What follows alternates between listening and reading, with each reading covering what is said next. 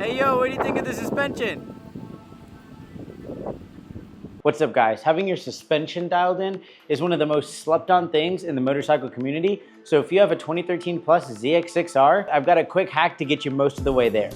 So there is like a proper way to do this that involves numbers and measurements and math, but superbike.co.uk was testing the ZX6R and they had a factory rider do some laps to try to beat the MV Agusta F3, and they published the settings that they put on the bike on their article.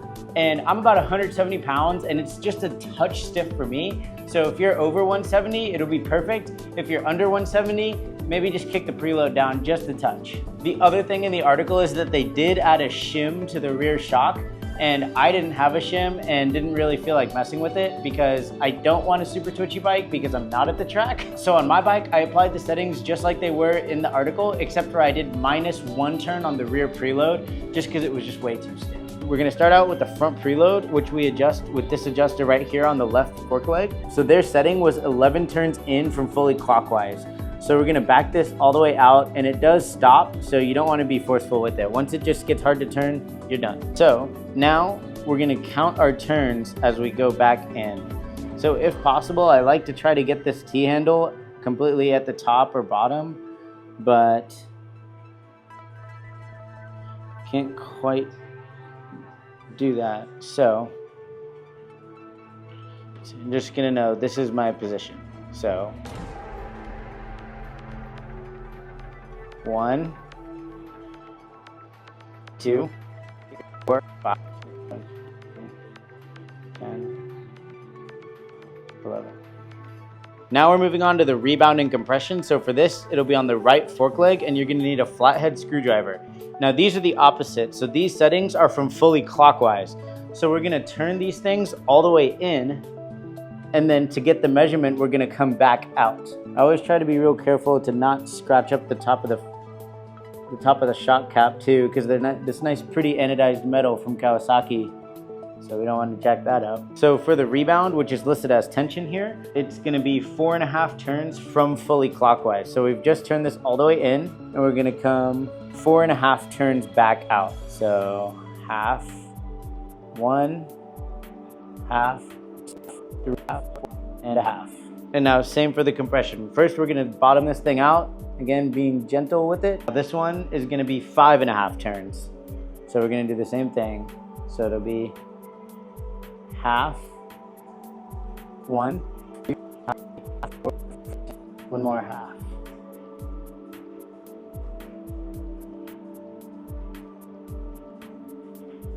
Cool. So there you go, you're good to go on the front, and now we're gonna move on over to the rear. So on the rear, it's not quite as straightforward, but they're all gonna be right around the rear shock unit. So to start, we have this collar above the spring, and that's how we're gonna adjust the preload. And then right above that, we have the compression. It's this little flathead screw. It's a little tough to see because the light won't hit it.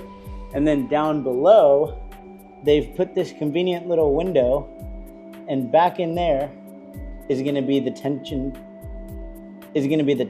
or the rebound control. To adjust the preload, we're gonna need an additional tool, which is a spanner wrench.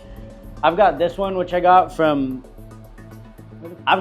just super cheap from Cycle Gear. This one actually goes onto a ratchet, which is kind of convenient rather than just having its own handle. And then I'm also gonna be using a cheater bar because this thing is hard as heck to spin. We're also gonna need a metric 5 T-handle because in order to adjust that rear preload, we've got to take this kick plate here off. One thing to consider with this is it is kind of part of the cosmetics of the bike. So I like to put it on a table with this side facing up so that way it doesn't get scuffed. All right, so we're just gonna eat the frog, as they say, and go right into this preload adjustment. It's gonna be 6 turns in from the factory position.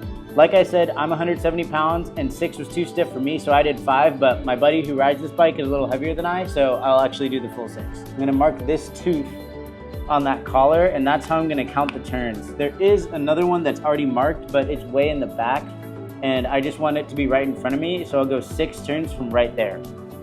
Plus it goes with the color scheme of this bike anyways.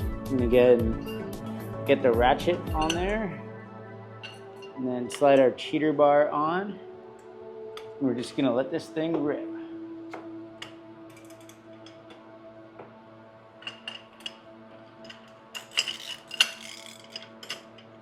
Like I said, I use the cheater bar because without it, this is pretty difficult.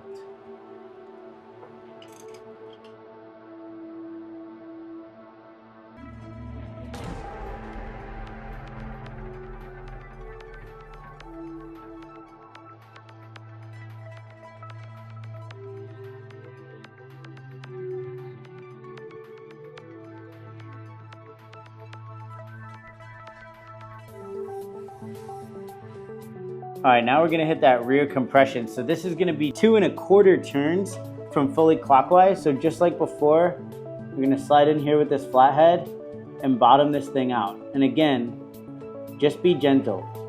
When it stops, that's it. So we're gonna go half, 1, half, 2, and then 1/4. Now for the rebound, so this is gonna be at the bottom of the shock. We have this little window here so we can reach in with our screwdriver. And this is going to be 1 turn from fully clockwise. So again, we're gonna bottom it out. And then we're literally just gonna go half, 1, boom.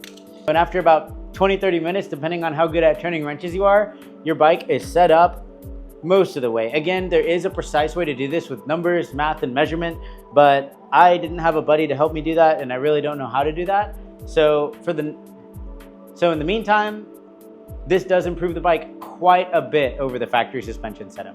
So now, instead of taking this thing for a rip, we actually have to take it to the dealer to get the crank bearing inspected because of the recalls. So as you can see, it's quite a bit stiffer than it was, and that'll be great for the truck ride to the dealership.